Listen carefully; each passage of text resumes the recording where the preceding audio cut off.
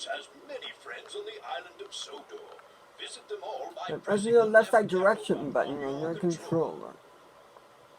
Thomas can be described as a cheeky, fussy little engine. He often gets into scrapes, usually by being over-eager to do things best left to bigger and more sensible engines. But clouds never last long in Thomas's life, and he's soon bustling about again, playing his part in the yard and on his very own branch line, of which he is extremely proud.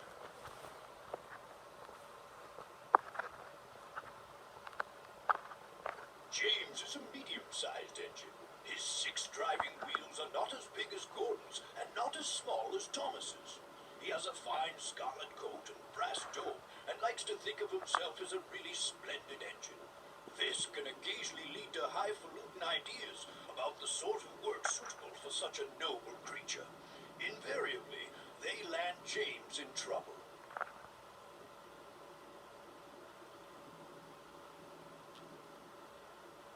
Percy is the junior member of the principal team of engines. He's a happy little chap who's normally quite happy buffing around the yard with no particular desire for adventure in the great world outside. He is always keen to oblige, Which the Teletubbies are apt to take advantage.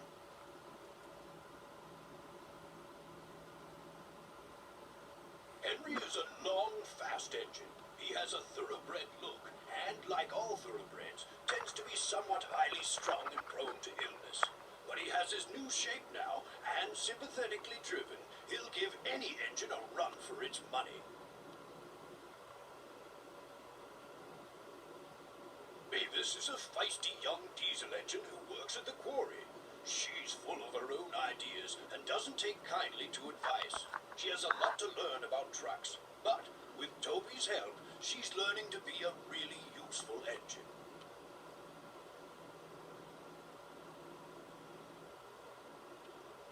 Gordon is the senior member of the engine family, the fastest and most powerful of my string, and he knows it. He's good-hearted, though, and always willing to forgive, and use his superior strength to help smaller engines out of trouble.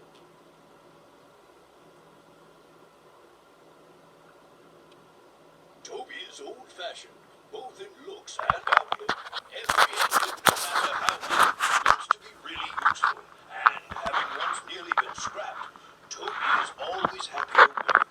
He's not above being temperamental sometimes, but since he works mainly up an outlying quarry line, he can work off his moods without causing grief to anyone, except his own faithful coach, Henrietta. Annie and Clarissa were given to Thomas as a reward for being a really useful engine. They're much loved, but have both seen better days. Annie carries passengers. She's always pulled by Thomas and travels facing him.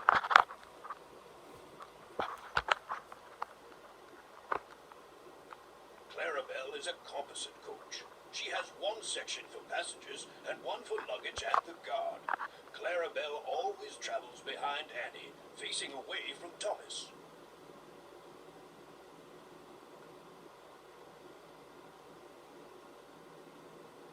Bertie has a great deal in common with Thomas. Ever since their great race, they've been the firmest of friends.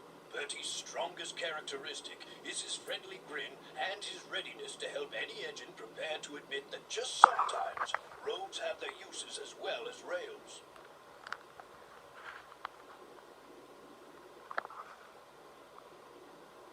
In a railway family, Harold can hardly avoid having a high profile. He brings a welcome spot of dash to the quiet landscape of Sodor whenever he appears, and even if the noise he makes is occasionally wearing, he is good-hearted, and the engines are always pleased to see him.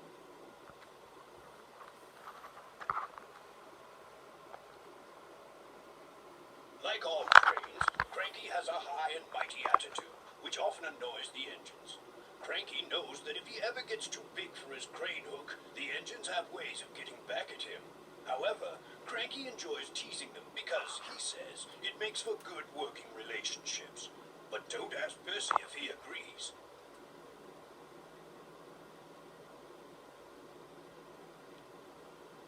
It's been many years since I first came to Sodor as a railway engineer. I rose quickly in the company, being a director at an early age, and eventually chairman. My imposing appearance, no less than my firm but kindly handling of both engines and staff, earned me the affectionate nickname of the Fat Director. Then, after nationalization, when I was awarded a knighthood for my services to the railway industry, I became Sir Topham Hatt, the Fat Controller.